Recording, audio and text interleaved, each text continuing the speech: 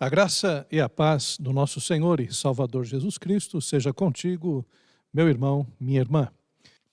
Meus irmãos, minhas irmãs, nós vamos dar sequência no nosso culto a Deus pregando uma palavra que se encontra na carta aos Hebreus. Quase que eu falo apóstolo Paulo aqui, mas não sabemos quem escreveu Hebreus.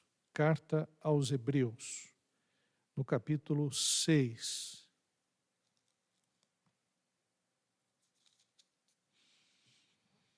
Nós estamos numa série falando sobre a carta aos Hebreus, já estamos no 6º capítulo.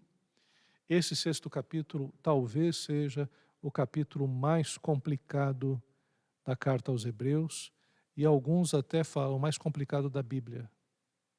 Ih, pastor, que é isso? Sabia disso não? É um capítulo que rios de tinta já foram escritos sobre ele.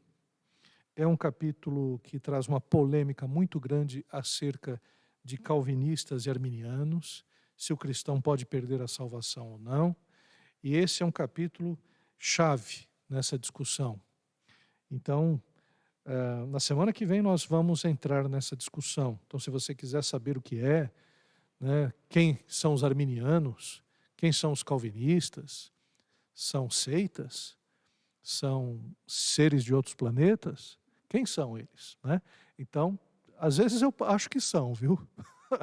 A discussão é tão, às vezes, ferrenha, que parece que não são desse planeta, não. Mas ano que vem, no domingo que vem, a gente vai falar sobre esse assunto. Então, agora não, a gente só vai trabalhar a introdução do capítulo 6, que é justamente do versículo 1 ao 3º. Diz assim a palavra de Deus, Hebreus 6, 1. Por isso, pondo de parte, nos edifica e nos exorta, porque a tua palavra é uma profecia. Te agradecemos, Pai, porque a tua palavra, Senhor, é a verdade. E agora, Pai, que nós lemos a tua palavra, que teu Espírito Santo que habita em nosso coração nos ajude a entendê-la, nos ajude a aplicá-la, Senhor, de tal forma que ela se torne, Senhor, edificação para a nossa vida. E não somente isso, mas que a gente possa, a partir daquilo que nós estamos ouvindo, Senhor, começar a praticar, começar a vivenciar a tua palavra. Faz isso, Senhor, é o que nós te pedimos, em nome de Jesus. Amém. Meus irmãos, minhas irmãs, eu gostaria de, através desse texto que nós lemos, falar sobre "Pra frente é que se anda". Eu peguei essa frase de uma música bem conhecida, não vou cantar não, porque senão você vai lembrar da música e vai esquecer da mensagem. Mas "pra frente é que se anda". Essa passagem é uma passagem que mostra que existe um perigo na nossa vida cristã, que é o perigo da estagnação. É o perigo da gente ficar nas coisas elementares, rudimentares, de não avançarmos, de não buscarmos o crescimento. Então esse é um perigo muito grande na vida espiritual. E nós, como seres humanos, nós somos instados constantemente a avançar. Por exemplo, nós temos o crescimento físico. Então, a todo instante nós estamos cuidando da saúde, buscando uma melhoria do nosso físico para suportar as batalhas da vida. Também um crescimento intelectual, né? Como é importante a gente crescer nesse conhecimento, tanto no aspecto profissional, para usar no nosso trabalho, no nosso serviço, como também para que a gente possa crescer, né? Crescer interiormente, com informações, né? Nas discussões, nos relacionamentos. Então é muito importante o crescimento intelectual. É importante ler, é importante aprender, é importante fazer cursos. Todos nós temos esse desafio. Tem alguns até que gostam de ver séries, né? Gostam mais do entretenimento, gostam mais do mundo do cinema, das novelas, dos meios de comunicação. É claro que esse traz um certo conhecimento, né? Existe um conhecimento a partir das séries também que permite que a gente possa conversar com outras pessoas que também são aficionados. Mas mais do que esse conhecimento proveniente da cultura do entretenimento, é necessário um mais aprofundado. Você sabia que a cultura do entretenimento busca atingir um público médio de 12, 13 anos? A maioria dos filmes. Então, se abaixa bem o nível. Desculpem o pessoal de 12, 13 anos que está me assistindo, vocês estão no nível certo, viu? Mas, por exemplo, imagine eu que tenho 50 e alguma coisinha, assistir um filme que foi feito para pessoas de 12, 13 anos. Então isso não vai me acrescentar muito. A novela, então, acho que deve ser até menos, deve ser negativo. Mas há necessidade do crescimento intelectual, por isso os bons livros, por isso os bons cursos, não ficar só na cultura do entretenimento, que é muito boa, que é muito interessante, mas não traz muitos desafios. Então nós somos instados a crescer constantemente, intelectualmente, psiquicamente, nos relacionamentos, né, a todo instante.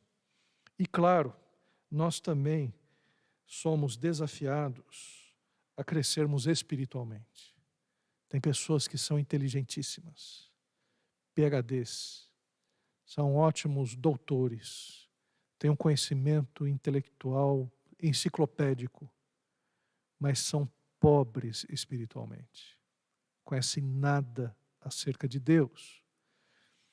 E o contrário também existe, existem pessoas que não têm nem tanto conhecimento secular, mas conhecem muito a Deus, têm um bom relacionamento com Ele, uma boa intimidade com Deus, conhecem bem as suas escrituras sagradas.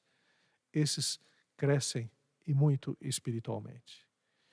Então, que tal a gente aprofundar agora nessa passagem, entender melhor, porque essa passagem nos alerta para que não fiquemos parados.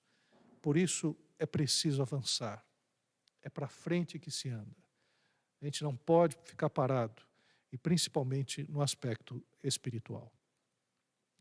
O contexto da carta, a carta dos Hebreus, como a gente tem salientado bastante, é uma carta que orienta os judeus convertidos ao cristianismo, para que eles entendam, né, os valores cristãos, a partir também do significado do Antigo Testamento. Então, o autor aos Hebreus faz uma ponte do Antigo Testamento para o Novo Testamento. Uma carta excelente, maravilhosa. E na passagem anterior, no capítulo 5, o autor do livro da carta aos Hebreus, ele diz que ele não podia dar alimento sólido para os hebreus.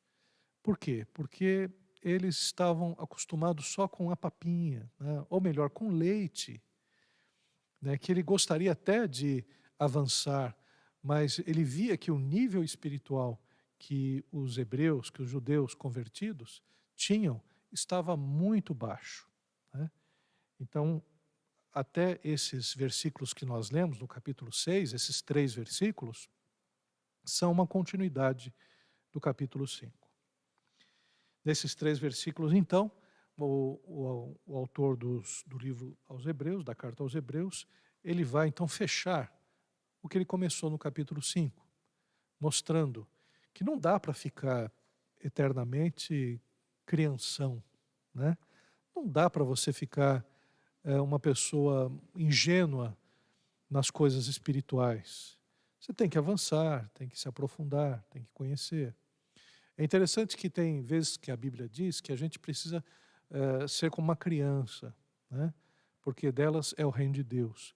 Mas o que nós precisamos ser como crianças? Na questão da fé, a criança acredita, a criança louva a Deus com facilidade. Quer dizer, a ideia de que você se solta como uma criança para crer e para adorar a Deus. Então, essas características nós devemos guardar da nossa infância. Agora, não podemos ser infantis no conhecimento.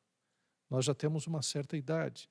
Nessas questões, nessas discussões de gênero que existe por aí, existe aquelas pessoas que se recusam a crescer. Teve, por exemplo, um rapaz já, uns seus 30 ou 40 anos, que ele queria ser um bebê. Numa outra circunstância também, uma moça se vestia como se fosse uma gata, né, e miava, engatinhava. Outro queria ser um cavalo, né? E esse sujeito, por uma questão de identidade, ele resolveu chegar e dizer, não, eu quero ser um bebê. Então ele usa fralda, né, tem mamadeira, usa roupas de criança e quer ser amamentado com mamadeira pela sua mãe. Então, eu vi essa cena, eu fiquei pensando, será que é verdade isso? Será que o sujeito não está fazendo uma pegadinha com a gente, né? Ou ele está fazendo uma crítica a toda essa questão de identidade? Mas o fato é que era verdade mesmo, o sujeito ele tinha um problema sério de identidade. E quando eu vi aquilo, eu percebi a inadequação, parece uma coisa ridícula, né? Um adulto agir como uma criança, agir como um bebê, né? E é assim que muitas vezes cristãos agem, né? O escritor aos Hebreus dizem, gente, vocês precisam crescer no conhecimento, crescer na prática do Evangelho, não dá para ficar sempre nos rudimentos da fé. Então, da mesma forma que nós precisamos avançar nos aspectos físicos, mentais, emocionais, relacionais, então a gente precisa avançar espiritualmente. Os princípios elementares ou rudimentares da fé são os nossos alicerces. Então, o escritor ele até faz essa imagem, né, como a ideia de fundamento. Então, o fundamento fica embaixo. E aí a gente não fica só no fundamento. A gente vai crescendo, vai construindo em cima do fundamento. E vai construindo, claro, um belo edifício. Então nós somos convidados a não ficar apenas no chão, apenas na largada. A ideia é que a gente se edifique, né? Ou seja, edificado espiritualmente, crescendo cada vez mais. A gente pode exemplificar isso com graus de envolvimento no ministério de Cristo. Vamos pegar, por exemplo, o exemplo de Cristo. Onde Cristo ia, principalmente depois do ano de popularidade, lembremos que alguns até dividem entre ano de obscuridade, ano de popularidade e ano de perseguição. O ano de obscuridade, Jesus Cristo ainda não era tão conhecido, ficava mais nas cercanias da Galileia. No ano de popularidade, já as multidões, né, concorriam para ir atrás de Cristo. Iam atrás dos sinais, dos milagres, das curas que Jesus proporcionava. E Jesus atendia essas multidões. Então, no grupo, digamos, de Jesus, haviam as multidões. Então, as multidões não tinham muito contato com Jesus, seguiam a Jesus de longe e buscavam Jesus apenas para suas demandas imediatas. Mas, além da multidão, Jesus Cristo e da multidão, ele tirava seus discípulos. Esses discípulos, a palavra discípulo quer dizer seguidor, né, aquele que tem um mestre, eram para pessoas que deveriam crescer na fé. E no grupo de Jesus, por exemplo, a gente tem os 70 discípulos. Esses 70 discípulos foram utilizados por Jesus para evangelizar, 2 a 2, indo nas casas, e até tiveram autoridade para fazer alguns milagres, né? E foram 2 a 2, 70, dividido por 2, dá 35 grupos, 35 duplas, que foram e evangelizaram os vários lugares. Mas além desses discípulos, haviam aqueles mais próximos, e eu quero destacar aí, por exemplo, Marta, Maria, Lázaro, Maria Madalena, João Marcos, talvez pequeno ainda, jovem, que estavam ali perto de Jesus. Eram pessoas que gravitavam em torno dos apóstolos. Quem sabe também Pedro e a sua família. Pedro era casado, tinha uma sogra que foi curada por Jesus. Então esses possivelmente eram pessoas mais próximas de Jesus. Mas mais próximos ainda são os apóstolos, 12 apóstolos. Jesus Cristo, dos discípulos, escolheu 12. E esses 12 apóstolos, quer dizer, aqueles que seriam enviados com uma missão. Apóstolo pode ser traduzido por missionários, aqueles que têm uma missão, aqueles que são enviados com uma atribuição. Então Jesus Cristo escolheu esses 12. Escolheu o grupo de pescadores, Pedro, Tiago, André e João. Depois escolheu outros, juntamente com esses escolheu outros também. Então você tem Mateus, Bartolomeu, Tomé, Judas, Tiago menor, Judas Iscariotes, que foi quem traiu Jesus, Simeão, Filipe e algum que eu devo ter esquecido, né? Mas são 12. 12 que estavam próximos de Jesus. Então esses 12, Jesus deu um intensivão para eles. 3 anos andando com Jesus. O melhor seminário da face da terra. Aquilo que a gente pode imaginar de melhor em termos de curso. Um curso de liderança melhor. Poderia dar até um título, Curso de Liderança Serva. Porque foi isso que Jesus Cristo ensinou, que eles fossem líderes que serviam as pessoas, tal qual ele lavava os pés dos discípulos, dos apóstolos. Os apóstolos deveriam fazer isso também, servindo as pessoas. E ainda dentro desse grupo, desses apóstolos, Jesus Cristo tinha um grupo que ele chamava, em ocasiões muito especiais, no Getsêmani, na Transfiguração, que era Pedro, Tiago e João. Esses estavam mais próximos de Jesus. E digamos até que um que estava mais próximo de Jesus era Pedro, né? Então você vê graus de comprometimento. Você tem desde a multidão, que é uma multidão que busca Jesus apenas pelos milagres, até aqueles que veem o Cristo transfigurado. Então, nós podemos perceber graus de comprometimento. Por isso que é importante não ficar na largada, não ficar apenas nos rudimentos, não ficar apenas no começo da vida cristã. É necessário avançar. Agora, pior do que não avançar na vida cristã é retroceder. E no texto bíblico que nós lemos, a gente percebe que o escritor ele está alertando aos hebreus com o perigo deles voltarem para obras mortas, para uma fé que já não era uma fé cristã, mas uma fé anterior à que eles tinham. No caso, os judeus eles acreditavam em sacrifícios constantes, por causa da lei, e também em purificações. Então, o que o escritor está alertando é que, possivelmente, eles estavam retrocedendo, acreditando que o sacrifício de Jesus Cristo não era perene, não era válido, não era eterno, e que, de alguma forma, precisava ser renovado. Possivelmente fosse algo assim.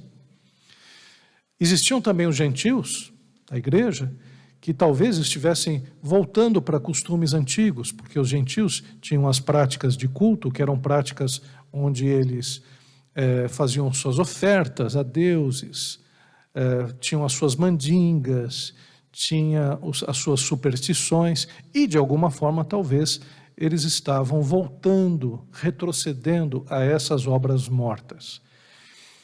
E esse é um grande perigo, porque afinal de contas, quando nós entendemos o sacrifício de Jesus Cristo na cruz do Calvário, essas obras antigas caducam. E o que a gente percebe muitas vezes na própria igreja cristã é que alguns ainda praticam obras superadas, desnecessárias e até mesmo heréticas dentro da igreja. Por exemplo, por que eu vou utilizar um tapetinho ungido, uma toalhinha ungida? um copo d'água ungido, uma bala ungida, um sabonete ungido, uma caneta ungida para passar no Enem. Essas questões são questões pré-cristãs, porque, afinal de contas, quando nós conhecemos a Deus e conhecemos a Cristo Jesus, nós vencemos a superstição. Eu me lembro que, quando era garoto, eu assisti a um desenho, e nesse desenho apareceu um personagem que usava um amuleto. E quando ele usava esse amuleto, as coisas se resolviam. E aí, eu estava brincando no quintal, peguei um pedaço de madeira e falei, esse aqui vai ser o meu amuleto. E na brincadeira, tal, falando, agora eu vou fazer isso, agora eu vou pular não sei aonde, vou pular da escada e não sei o que e tal, porque agora eu tenho o meu amuleto. E aí eu fiquei com esse negócio de amuleto, cheguei em casa, né, entrei dentro de casa e falei para o meu pai e para a minha mãe, olha, eu tenho um amuleto agora. Aí minha mãe falou, amuleto? Que é isso, filho? E aí eu falei, não, esse amuleto é para me dar sorte, para eu conseguir as coisas.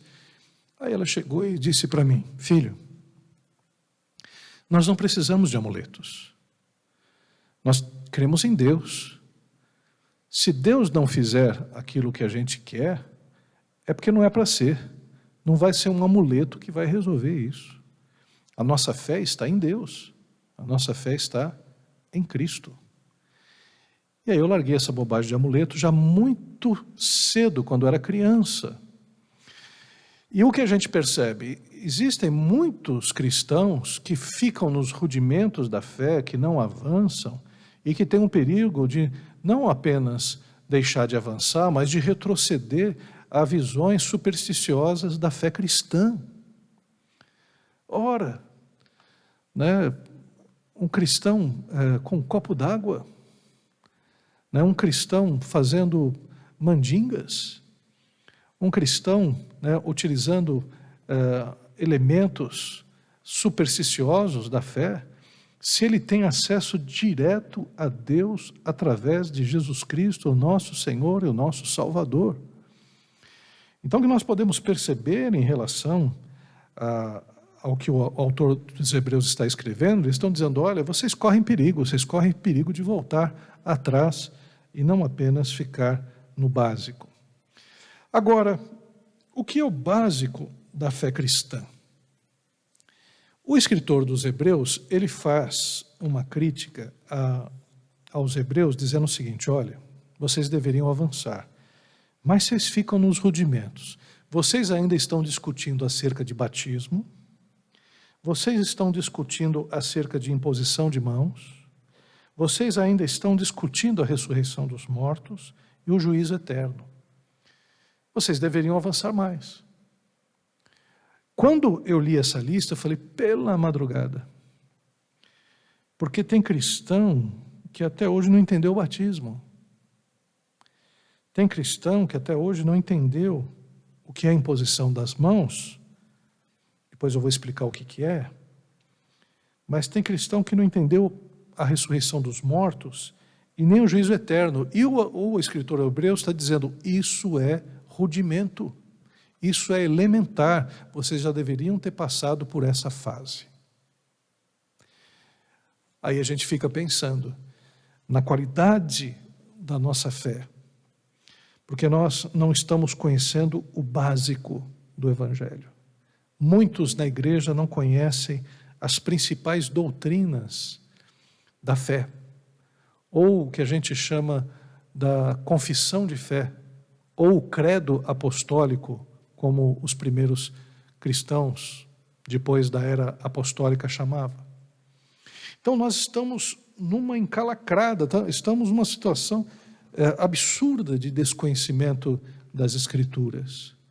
Então, essa mensagem, até então, talvez a gente estivesse, olha, como os hebreus são fracos, como os hebreus estão atrasados, eles são crianças, eles não avançaram, eles estão na largada ainda, corre o risco de retroceder a fé. E aí o escritor de Hebreus está dizendo que discussão sobre batismo, imposição de mãos, ressurreição dos mortos e juízo eterno é rudimento.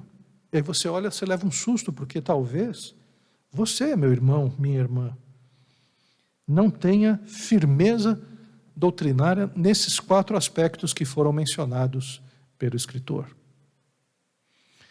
Ora, o que era o básico, segundo o escritor aos Hebreus? Quando ele fala acerca de batismo, haviam 3 batismos, pelo menos na época. O batismo de João Batista, que era um batismo de arrependimento. Havia o batismo de um grupo, que era o grupo dos essênios, um grupo que ficava meio separado da comunidade de Israel, ficava lá perto do Mar Morto, nas cavernas de Qumran, e eles batizavam constantemente as pessoas para a purificação dos seus pecados. E até alguns judeus piedosos também faziam isso, lavavam bastante as mãos, de uma forma ritual, e também se preocupavam em buscar algum tipo de ritual de purificação. E o batismo de Jesus, que na verdade o batismo de Jesus não se tratava de simplesmente um ritual, mas o batismo de Jesus era, na verdade, uma espécie de prova de fé. A pessoa que estava se batizando estava comunicando às outras pessoas que, da mesma forma que Cristo Jesus morreu, né, pelos nossos pecados, ao aceitarmos a Jesus Cristo como Senhor e Salvador, nós também morremos para os nossos pecados, morremos para o mundo. E da mesma forma que Jesus Cristo ressuscitou dos mortos, nós que cremos em Jesus, cremos que nós também nascemos para uma nova vida. Então o batismo é uma prova de fé dizendo que você é uma nova criatura em Cristo Jesus. Então o batismo é o primeiro grande testemunho do cristão, em que ele diz: eu sou cristão, eu nasci agora para uma nova vida, eu agora vivo com Cristo. Outro rudimento da fé, apontado pelo escritor de Hebreus, é a questão da imposição das mãos. A igreja primitiva, e Jesus Cristo também fazia isso, ele impunha as mãos sobre os enfermos e curava os enfermos. Então, nós como cristãos também, quando oramos pelas pessoas, impomos as mãos sobre elas. E, além disso, havia uma outra imposição de mãos que era para consagrar um obreiro, consagrar um novo pastor, um missionário que ia para o campo. Assim fizeram com Paulo e Barnabé, que tiveram imposição de mãos. Assim foi com Timóteo também, que recebeu a imposição de mãos, que é a imposição de mãos da consagração. 2 imposições de mãos, dos enfermos e da consagração. E aí eles, claro, ficavam apenas nesses rudimentos. E o escritor aos Hebreus diz: não é para ficar nesses rudimentos. Isso é simples. Uma pessoa está enferma, ore por ela. Uma pessoa vai ser consagrada ao ministério, veja quais são os critérios direitinho, se ele tem uma vida acertada e é conhecedor das Escrituras, impõe as mãos e o direciona para o campo. Então eles estavam ainda nessa discussão de imposição de mãos. E talvez algumas pessoas também fiquem nessas: por que impor as mãos? Será que sai uma energia, energiza alguma coisa? O Espírito Santo é comunicado pela imposição das mãos? Nada disso. Na verdade, o que nós temos ali é um aspecto simbólico, onde o Espírito Santo abençoa as pessoas nas quais nós estamos impondo nossas mãos. Apenas isso. Mas além dessa discussão que eles estavam tendo também, da questão da ressurreição dos mortos, que é a questão da escatologia individual, ora, o cristão é aquele que crê numa vida nova em Cristo Jesus, que crê na ressurreição, que crê que um dia nós morreremos, e aqueles que morrerem com Cristo Jesus estarão já no paraíso celestial com eles, e depois terão um novo corpo, um corpo ressuscitado, segundo 1 Coríntios capítulo 15, e viverão eternamente com Deus. Então, a discussão que se coloca é uma discussão desnecessária, porque o cristão é aquele que crê nisso e vai além disto. Vai além disso no sentido de que ele se aprofunda em outros aspectos, não fica apenas nas discussões dos rudimentos. E por último, a questão do juízo eterno, a ideia da escatologia coletiva agora, a escatologia geral, que trabalha a ideia do juízo, o juízo para aquele que rejeitar a salvação de Deus em Cristo Jesus. Então se estava discutindo ainda a questão do juízo, se é ou não. A questão verdadeira que eu gostaria que nós agora parássemos aqui, porque é importante que a gente, como cristão, conheça os fundamentos da nossa fé. Existe algo que é essencial no Evangelho, que é a base do Evangelho, que a gente chama de confissão de fé. Isso, meu irmão e minha irmã, a gente precisa conhecer. Porque se a gente não conhece isso, fica difícil caminhar. A gente patina, a gente volta sempre a esses aspectos, porque a gente não tem firmeza doutrinária. Então, o que o escritor aos Hebreus está dizendo é: gente, não dá para ficar voltando.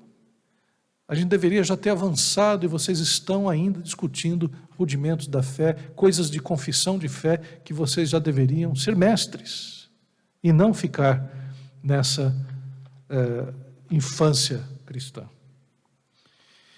Agora, em relação a isso que eu estou dizendo, o que o escritor diz é que a gente tem que ir além. Ir além. O que seria ir além do credo apostólico? A nossa tristeza é saber que alguns não conhecem nem o fundamental. Ir além é caminhar rumo à sua vocação. Então, se a gente não conhece o básico, como é que a gente vai saber qual é a nossa vocação? O que nós devemos fazer? O que nós precisamos realizar no corpo de Cristo Jesus? Então, o que o escritor dos Hebreus está dizendo é que, olha, se vocês não conhecem nem o básico, não dá para ir além. E para vocês irem além, é necessário que vocês conheçam a sua vocação, a sua preparação para a vocação, né, para que você possa testemunhar, para que você possa ser sal da terra e ser luz do mundo, porque esse é o nosso fator principal aqui nessa terra. Então, o que nós, como cristãos, precisamos entender é que nós temos missão.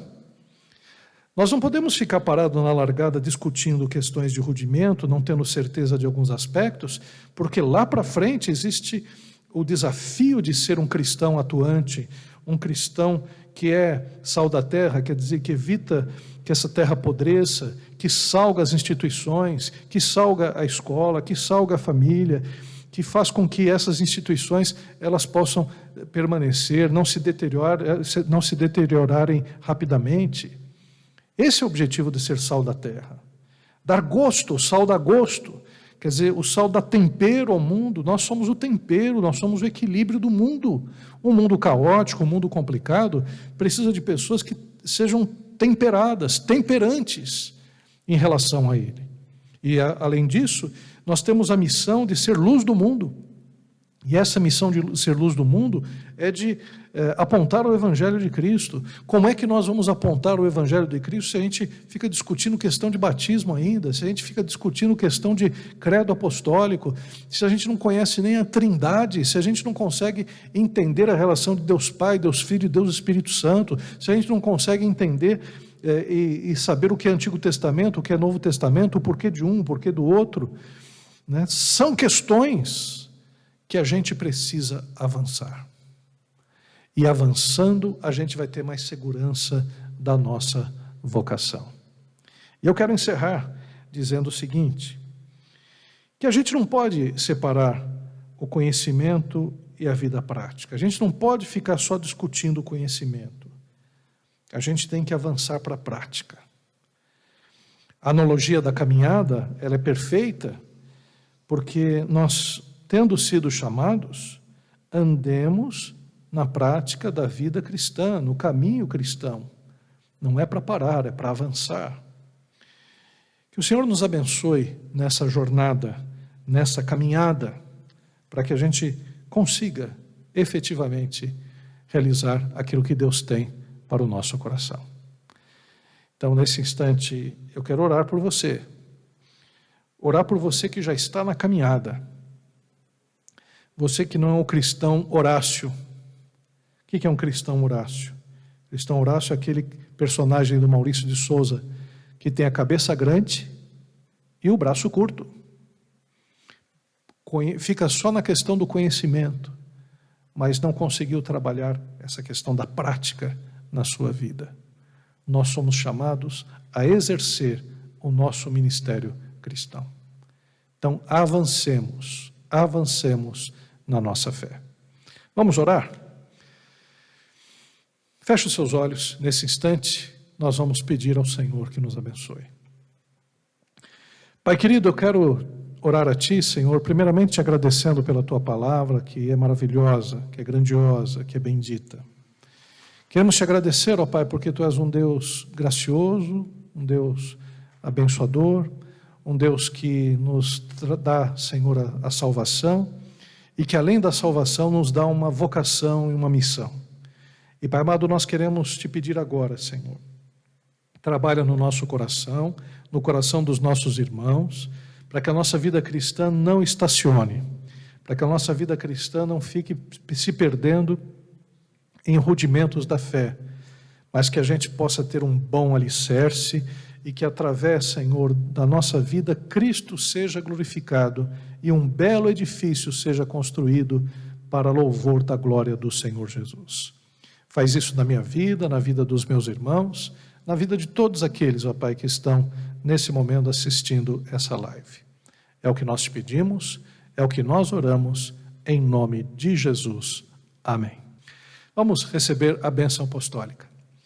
Que a graça do nosso Senhor Jesus, o amor de Deus, o nosso Pai, a comunhão e a consolação do Espírito Santo seja com todos nós, com todo o povo de Deus, agora e sempre.